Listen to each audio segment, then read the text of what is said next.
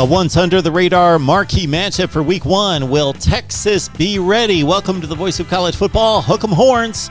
As we break down Texas football on a regular basis, please like the video, share the videos out on social media. If you enjoy the content, others will as well. Help us build the channel and talk Texas football here with us each and every day.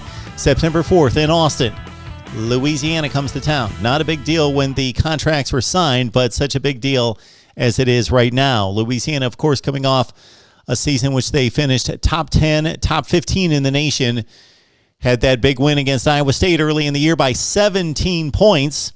And, of course, only lost one narrow game. 3 points to Coastal Carolina. Won a bowl game again. Top 15 in the nation from Louisiana with 19 of 22 starters back and just about all their offensive production and defensive production as well. Texas, of course, thought the big game was going to be against Arkansas non-conference in week 3. Now they get Louisiana. Okay. They scored 34 points per game, 423 yards per game. They lose their two studs in the backfield, Trey Regis and Elijah Mitchell, but they replace them with two guys that are very productive. So not inexperienced guys stepping in for the two running backs in Chris Smith, 684 yards last year, and Michael Orphy. Okay. The offensive line for Louisiana, 5 of 5 players back. All the starters and all the key backups are back as well, including Max Mitchell, Osiris Torrance, two of the best in the Sun Belt.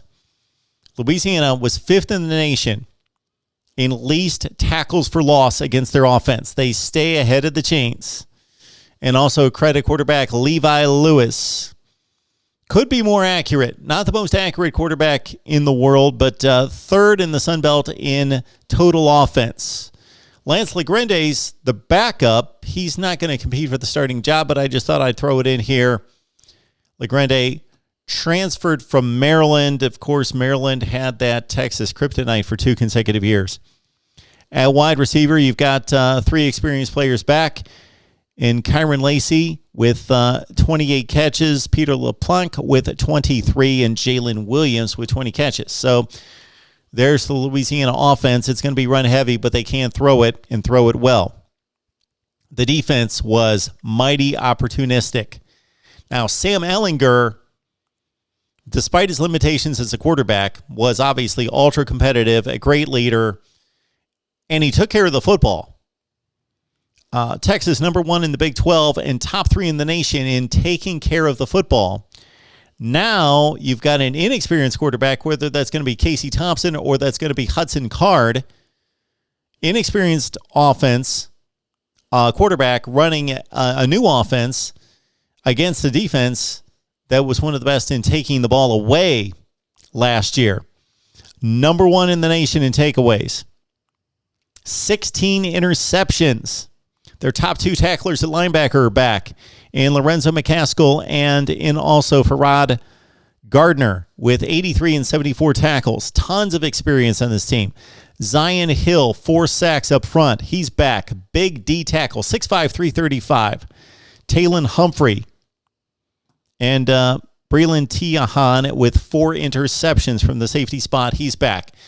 And if the Raging Cajuns need a late kick to win it in Austin, they might be in pretty good shape with Kenneth Almendares, who went 5 for 5 last year and kicked a 51-yarder in the spring game to win the game. Last year, they relied on Nate Snyder. He only hit 5 of 10, but he did hit a 53-yarder to beat Georgia Southern at the gun. Of course, on the Texas side, you guys are Texas fans. You know your personnel.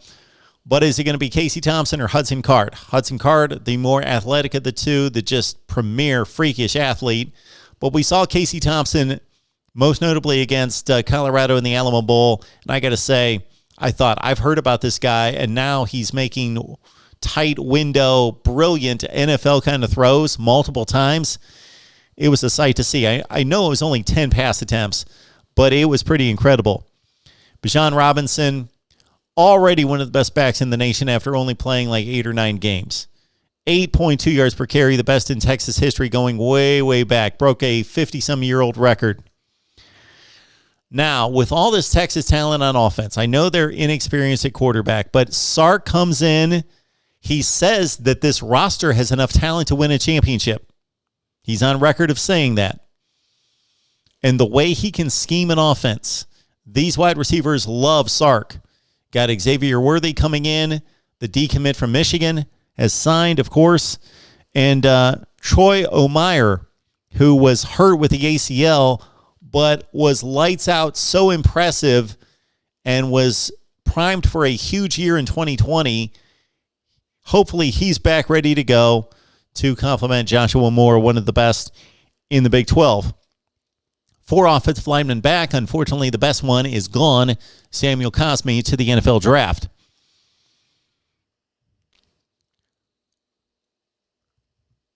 This defense, number 1 in the Big 12, number 10 in the nation in explosive plays. So they held it under wraps here. And I think that this defense really has the makings of a tremendous defense, maybe the best defense in the Big 12. TCU would argue, Iowa State would argue, Oklahoma would argue, and I get it. But they have the makings. Alfred Collins could have a breakthrough season. He looked amazing at the end of last year. They got a couple of impact transfers, they hope, in Ray Thornton, LSU, and Obi Ogufo out of Notre Dame. DeMarvion Overshawn, of course, is an emerging star. And there's talent and experience on all 3 levels for Texas. Tremendous. Should be an intriguing game. The 2 schools have only met twice. You go back to 2000, it was 56-10 Texas, and then, of course, in 2005, and what I've heard was a decent season for the Longhorns, they won 60-3. Texas, Louisiana in Austin. It's going to be an interesting matchup of the less experienced Texas team, but much more talented, just sheer talent, with an all-star coaching staff coming together and Sark to run that offense and the defensive side, but of course Sark with the offense. And then on the other side, Louisiana with all those gamers that went to Ames last year and won by 17 points based on defensive turnovers and special teams plays. Not that they're not talented, but they're overmatched athletically, but they've got all that experience. They're going to be in the right spots. They're not going to make mistakes. Most likely, you would think. That's the track record. All right, fascinating. Texas, Louisiana. Longhorn fans, what do you think? Leave your comments down below. And, of course, subscribe right here at the Voice of College Football. Hook 'em.